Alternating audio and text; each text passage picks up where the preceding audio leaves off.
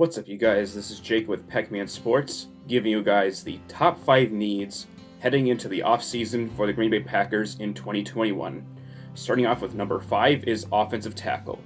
Now, the reason why offensive tackle is just at 5 is just due to the fact that the Packers already have 2 starting offensive tackles in David Bakhtiari and Billy Turner.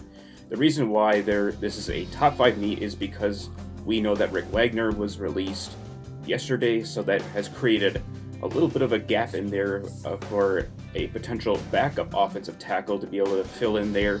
Josh Nijman is also a free agent. However, he can be tendered, so there's a possibility he will be back with the Packers as a backup offensive tackle. However, I feel that the Packers will probably look to add another young offensive tackle in this draft, or possibly look for a cheaper free agent option to replace the departed Rick Wagner. Now, for number 4 is wide receiver.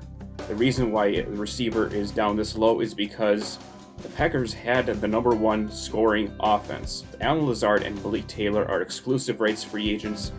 They will probably most likely get exclusive rights tenders, and they will return to the Green Bay Packers.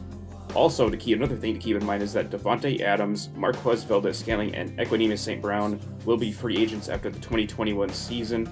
So it would be a very wise move for the Packers to look for a young receiver to be able to come in, to be able to have a long contract beyond the 2021 season, because all of the aforementioned receivers do not have contracts beyond 2021. Also, another good reason as to why receiver is a top need is because why not give your franchise quarterback a little bit more weapons to work with?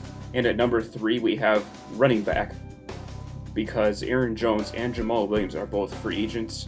One or both could possibly not be returning to Green Bay. For sure, one of them will not be returning, and that is likely going to be Aaron Jones, given the amount of money that he is going to want, especially guaranteed money, in which Aaron Jones this past season did turn down a big contract from the Packers, and that was because the guaranteed amount of money that he was wanting, he did not get.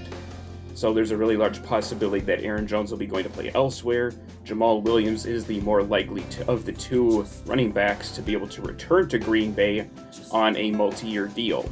And then we have A.J. Dillon. Is A.J. Dillon ready to be the starting running back if both Jones and Williams don't return? That's a pretty legitimate question for everybody to ask.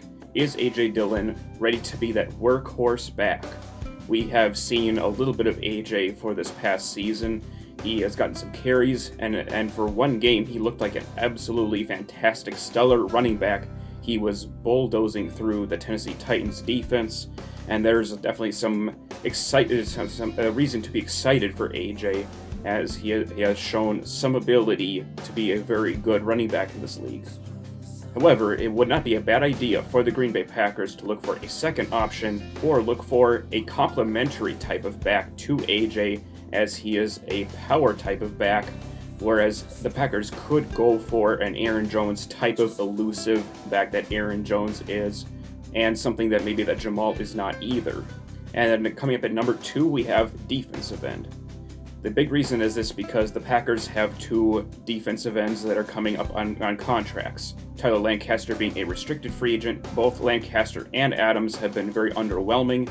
However, Lancaster can come back on a 1-year cheap tender type of deal, where he does help provide depth in the areas along the defensive end position and the nose tackle. The Packers can also release Dean Lowry to free up some cap room, and Kingsley Keke is certainly definitely a player to look out for. He looks like he is an ascending, rising young player who could potentially be a big part of the defensive front here in Green Bay. And finally, at number 1, the number 1 need is cornerback. And the big reason why is because the Packers will be needing a starting outside and inside corner, because Kevin King and Chandon Sullivan, as we all know, are free agents. Kevin King is probably about as good as gone.